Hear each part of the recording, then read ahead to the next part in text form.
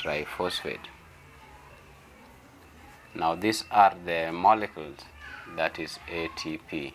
These are what we are referring to mononucleotide structures, especially these ones here that are found within the nucleus. So each one of them have got a function.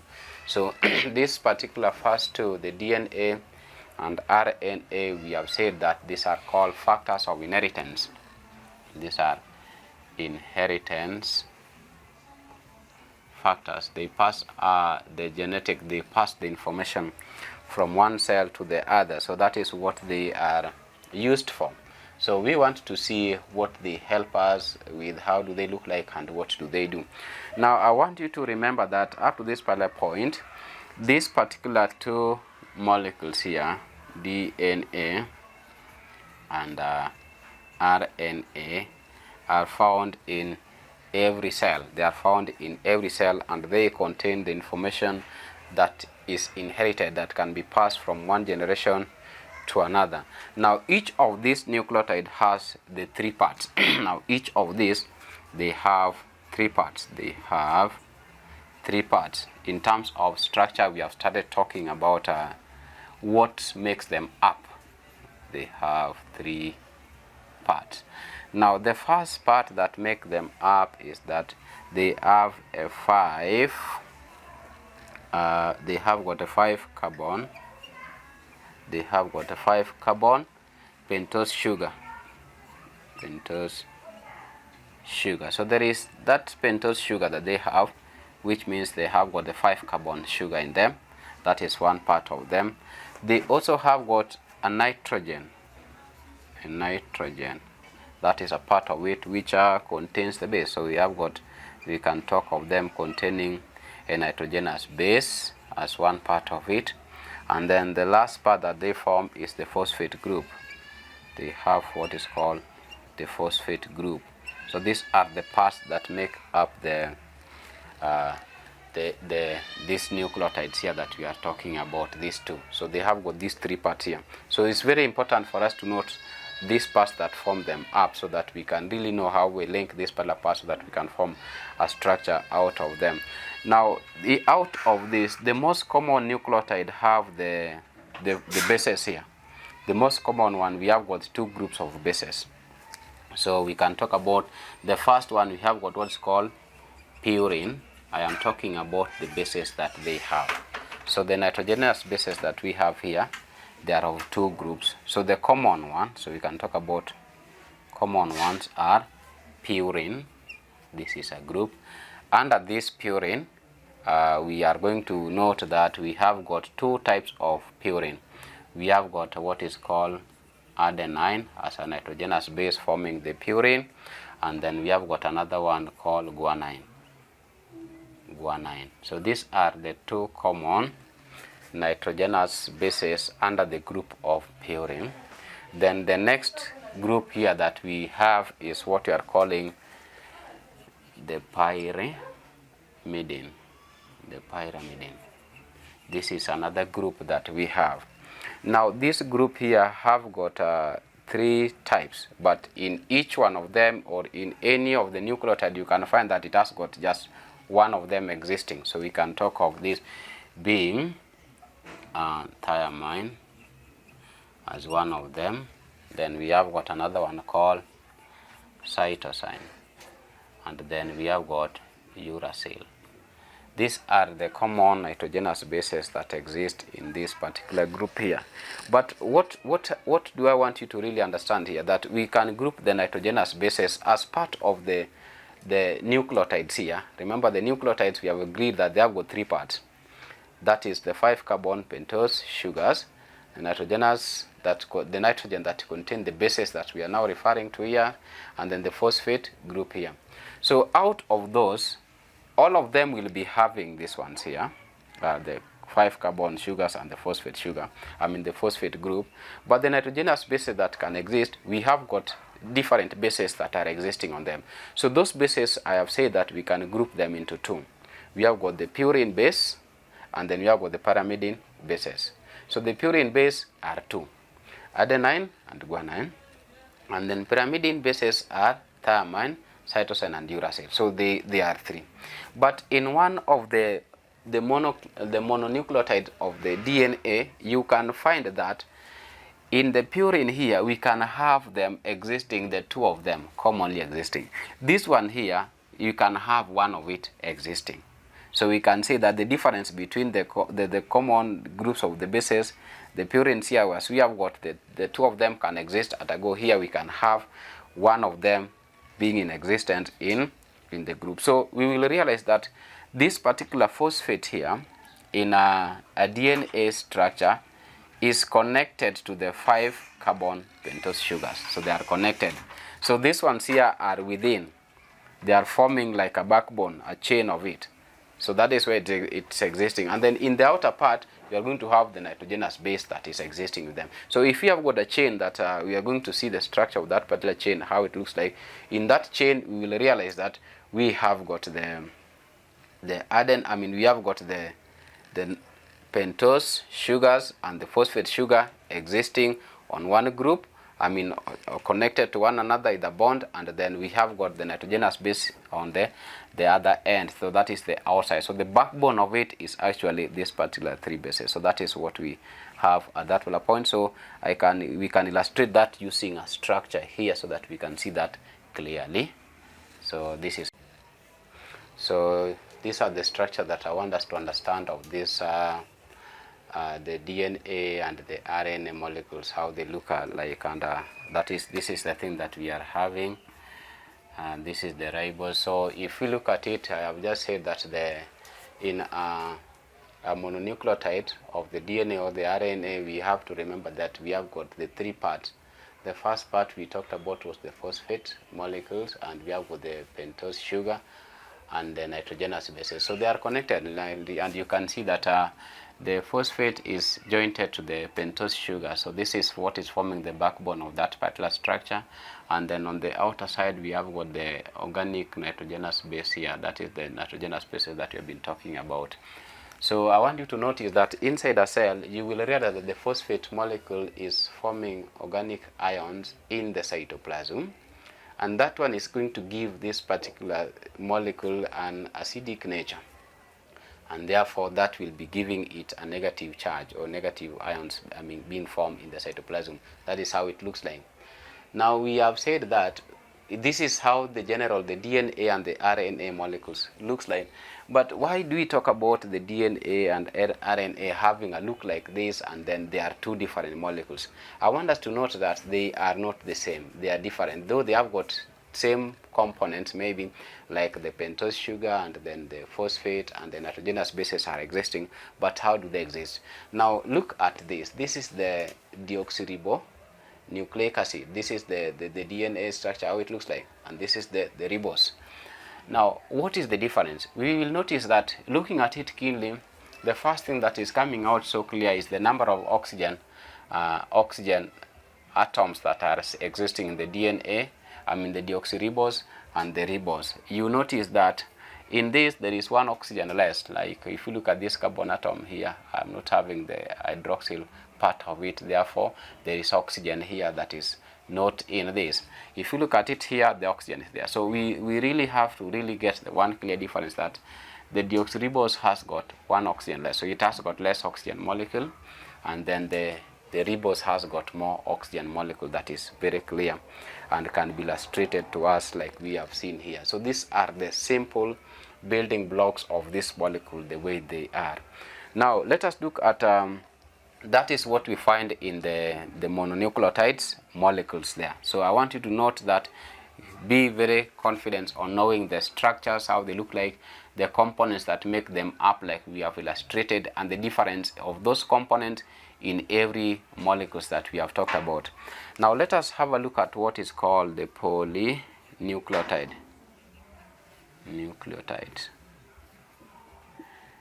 Polynucleotides. And from the word poly, we are going to talk about the larger molecules, the polymer.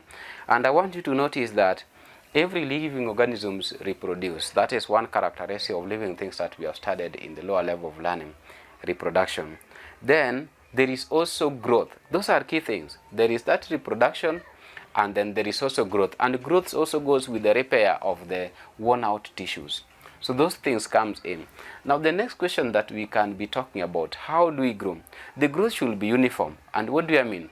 I mean that I should be having similar structure coming in to make up more molecules so that they can be large, so that they can join together and they give me a larger molecule. So for this particular growth to occur in that aspect, it means that I must form new cells. And these new cells will be very identical from the existing one. So that we have to build a larger molecule from a simple molecule that is existing. And that is why we are looking at the mononucleotides. So we can build, they act as our building block. So for that particular growth to occur, for the reproduction to occur, we have to assemble, a cell has to assemble all these molecules together so that they can pile up to form a very large molecules that will be giving us a grown organism, or tissues that are worn out, they are being repaired. So that is what must happen within the cells. So in this particular cell, we have got things that are going to help us in doing this. So like in a cell, we can be having what we are calling nucleic acids, which is going to help us in doing this. Nucleic acids. We have talked about the nucleic acids, that is the nitrogenous bases acids here that are going to help us in doing this. So we, apart from this we can also be calling them the polynucleotides. These are what we are going to call polynucleotides. They are going to help us in the actually bringing in the growth and also bringing in the information. So we can have the mononucleus, the monomer units coming together in our cells, and then they help us to grow. For the growth. So this information or this particular activity will be happening in different cells. So we have got those cells that we can be calling eukaryotic cells or organisms, and then we also have got the prokaryotes or prokaryotic cells or organisms. Now what is the difference and how does it happen in this organism? Now here we are talking about organisms that have got the nucleus. This nucleus are bounded by a membrane. Nucleus that are membrane bound,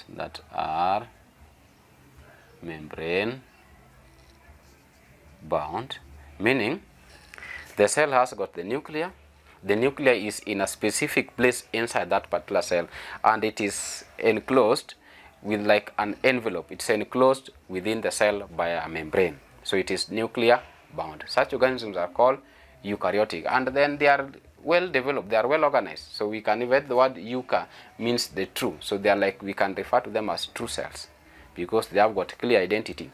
Now in prokaryotic here, the nucleus here, there is no membrane that is bounding them. So with this structure that we are talking about, like the DNA, are scattered in cytoplasm. Remember, all cells have got cytoplasm, so they are floating randomly in the cytoplasm. These organisms will be able to do the same thing. In terms of the growth, they can grow. In terms of inheritance, they can pass the factors of inheritance, but they can be done in different way, because this one here, there's a specific point where it is being done. So we are going to see how they can be bringing in this molecule so that they help us in doing this. So these ones here, the molecules here will be liaising with the RNA that will be passing this information from one cell to another. Like we know that we have got the messenger RNA, so we can say that we have got the genes here that are within the DNA. So the DNA in the eukaryotes are membrane bound. So in the event that there is a growth or an activity that molecules to be produced, this information must be passed to area where they are going to be synthesized through what is called RNA. And we are talking about a messenger RNA. So they are that organized, whereby the information is flowing in a specific pattern. Now in this one here, we have said that the molecule here are already within the cytoplasm. They are scattered. They are not like the other ones here. So these cells looks to be more organized, and the information having a very, very specific flow of information, because there is how that particular message will be relayed, and then this is controlled within the protein of this particular cell. So that is one thing that is very, very clear. Now I want us to really look at the building. How do we build the polynucleotides? The building of the polynucleotides. How do we form them in a cell? How is the building of the polynucleotide? That is what I want us to see. How does it work? So this is the thing. Building of polynucleotides.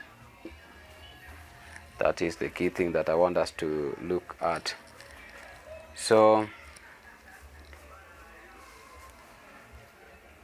So we have seen in the previous chapters how the molecules can come together and then they form one large thing.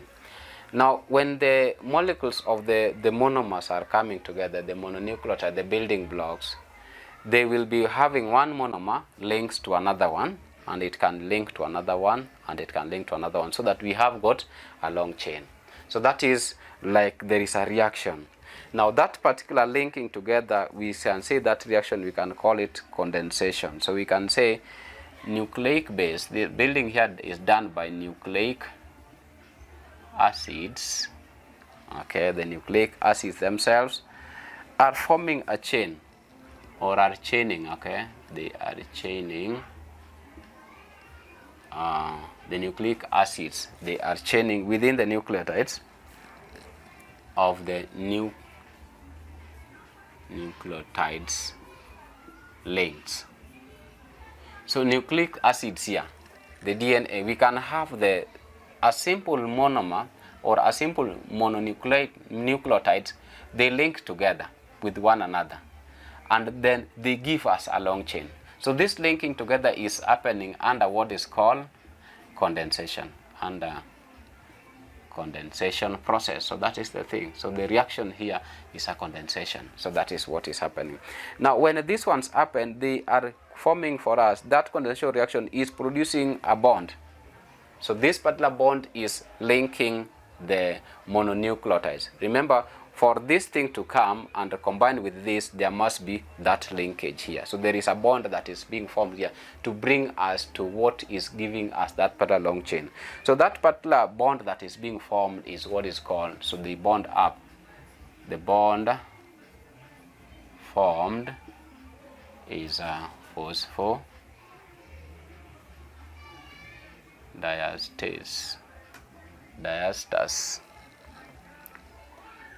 Diester bond, phosphodiester bond. This is the new bond that is now linking those particular molecules, so that we have got a large molecule that is being formed together, so that we have got that group. So that is one thing that is very much clear.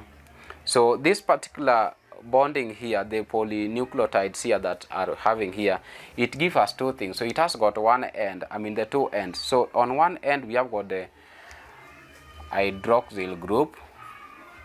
So at one end we have got what we are calling as hydroxyl group here, that is found at one end, and then on the other end we have got the phosphate group. We have got the phosphate groups coming in. So when those bonds are formed, when these phosphodiester bond is forming to us, the molecules, that the polynucleotide that is given to us, will be giving us two ends that are existing in it. We have got the hydroxyl group end that is formed, and then the phosphate group end that is formed. So that is how this particular molecule is acting to give us the molecule that we are talking about. So if we have got the structure of how the polymer is, this is how it is going to look like. This is how the molecules will be looking like, so that we have it clear. So this is the diagram that I want us to really understand how the polynucleotide is built up. So if we look at the diagram, we have got the one nucleotide, the single one here that we have from this particular end. So looking at everything here, they are identical. So this one here is joined to this. So there is this particular sugar part of it combining with the phosphate part of it. So that is where the reaction is. So there is a bond that is formed here that we are calling the phosphodiester bond. Now this one comes in as a result of that condensation of this molecule being condensed with this. Again, the bond is formed in between here. This is still the phosphodiester bond here, and then there is another one here. So they are linked in a chain like this. So this reaction can continue so that we have got a longer chain of this particular molecule. So this is like actually the backbone. This is where the structure is built. That's why we are calling it the sugar phosphate backbone. It is built there. Then we also have got the nitrogenous part of it, the nitrogen based part of it that we have is hanging outward like that. So this is what we have. So be it an RNA, be it a DNA, we will be having this molecule lined up like we are seeing in this particular case here. So it is forming a polymer nucleotide, polynucleotide chain here. Now out of this, I want you to remember that if it is existing, if this was an RNA for example, one thing can happen with an RNA molecule. Suppose this was an RNA, you will realize that it can form a one long chain like this, or it can be folding itself but still on one strand, folding itself, whereby the folds are being held in they are giving us the folding shape that is a complex that gives us the three-dimensional shape that is held with the hydrogen bond, which we are going to see on a structure how it happens. But for the DNA, we will realize that we can have these particular molecules that are having a similar wing here that is linking, joining the nitrogenous base. So in a DNA, we have got two strands. So DNA molecule, the DNA molecule will be giving us a, or we can talk about has two strands, and the two strands are linked within the nitrogenous here. So on the two strands of the DNA here, we have got the complementary bases will be joining together, and then when they are joined together, they give those opportunity of the two strands to intertwine. Now at the joining point here, there is a bond that is existing between them, what we are calling the hydrogen bond. So during the linking here, we have got the hydrogen bond that is connecting them. So this is a new bond that comes in. Now this bond here is coming at the 2 points. And which points are these? Remember, we have said that we have got two groups of the bases here. We have got the purine. We had got the purine. This is what this is where we started. And then in the purine, we said that we have got two groups of the purine here that was existing for us. We had got the adenine that was forming this, and then we have got the guanine. This is a base, and then we also have got the pyrimidine, whereby we have got the thiamine, we have got a cytosine, and then uracil. So let this one be very clear. These are the nitrogenous bases that are existing in these particular molecules, and they are in the groups here. So as much as these ones are in the group here, adenine and guanine are in a group of called purine, and then we have got the pyrimidine, we have got the thiamine and cytosine, and then uracil. Now this one means that whenever they are going to form a structure like this one here, this particular nitrogenous bases, they are going to form a bond between one another, and then they link with one another. So how do this particular linkage occur? Now in terms of the linkage, one purine here will link with one pyrimidine here. So like for example, adenine, which we can give it letter A, will always link with thiamine, like that. Then we have got the guanine here that we are going to give G will be linking with cytosine. That is how they are linking. So in one of this particular group here, it joins with the other groups, and when they are joining here, there is a bond that is going to exist, and that bond I have called it hydrogen bond. That is what is existing between them, the nitrogenous bases. So there is formation of a hydrogen bond. Now we are going to look at keenly this particular hydrogen bonds. How do they exist? There are those ones that will be forming the triplet hydrogen bond. There are those ones that are going to form the double hydrogen bond. That is what we are going to see. Like it is common that the adenine here will be forming the double hydrogen bonds that are going to exist within them. Then guanine cytosines are going to form for us the triple hydrogen bond. That is what is going to be seen. That is very clear for us to really understand that they are going to pair up like that. And in terms of pairing up, adenine pair up with thiamine, and then when this one done, it's done, we have got two hydrogen bonds that is going to be formed there. And then guanine pair up with the cytosine, and then there are three hydrogen. This is a triplet bond that is being formed in those particular group. Now you may be asking yourself, where have I left the uracil? Now I told you prior that in the purine here, there are always two of these that can exist at the same time. Now in the pyrimidine here, we have got only one of this molecule going to exist as a go. So it can have one molecule in it, or one nitrogenous base, but this particular thiamine and cytosine are found in the DNA molecule.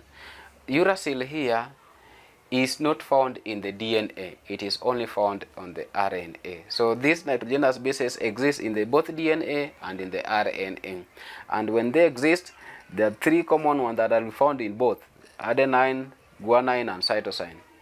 But in uracil, the uracil is found only in the RNA. That is very worth noting. So that is how they normally act, and then they form a bond. So if I was to draw a structure of how the two strands of the DNA is going to act, we have to consider that when these nitrogenous bases are going to bond so that they can form for us the two strands, there is that number of bonds that are existing between them that we have to really understand here, like I have indicated here. So in the opposite strand, there is that particular pyramids, and then there is that purine here that is existing, and then in between them we are going to have the carboxyl group here that is combining with the nitrogenous bases to give us this particular bond. So in a cell, we can have in one complete polynucleotide of this particular group here, we are going to have the 10 pair of the bases that are being combined in a group. So if I draw the diagram here so that we can see how those particular groups are existing for us, so that we have that, if we have the diagram so that we see how it works for us. So this is the diagram that we are getting when we have got the polynucleotide double strand of a DNA that is formed. So we are having our one end here where we have got the mononucleotide that is being formed here. We have got the phosphate molecule, we have got the sugars and the nitrogenous base that are linking with the other one on the other strand, so that they form a double hydrogen bond in between. Like we have agreed that in the adenine and thiamine there is a double hydrogen bond, and then in the other one here we are having the nitrogenous base that is linking with the other arm. We have got the triple hydrogen bond between the cytosine and guanine. So this is how the diagrams basically looks like. And remember that the backbone of it is seen when we talk about the phosphate is combined with the sugar. Like we can see, it's forming a chain here, and then the structure will continue as we move down. So this is one of the complete polynucleotide that is forming the 10 pair base of the nitrogenous bases as we can see them. Like this was 1 pair, 2, 3, O5 here, so that we have got the 10 nitrogenous bases combined together. Now, as we can see, this is how it is winding. It is zipping itself together. This is the DNA zip that we are talking about. This is how they link. So if you open it up so that we can get the arms, how they look like, this is the structure that we are seeing. It's not keen that you really master all of this, but we really know that what we have been talking about in structure, when we are having the diagram illustrating it structurally, this is how it looks like. So I just want you to remember how this structure is in terms of the demonstrated structure here, rather than concentrating on the wing of the purine here, nitrogenous base, and the pyrimidine base here, so that you see how they are. So this is the structure of the adenine, and I want you to remember that you should be concentrating on how it is here in a simple way, in a simple diagram that can make you understand, rather than looking at the elements that make the structure that forms the whole compound of the adenine, which is basically this one here and the bond that we are having here, that was existing between the amino acid on one end and the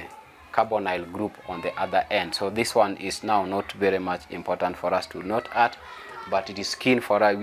We should be very keen in noticing the key elements that make up the structure of the DNA molecule, or the RNA, which were the three that we have talked about. Otherwise, thank you very much for today, and anytime you have a question, just be ready to raise it and we'll respond to it.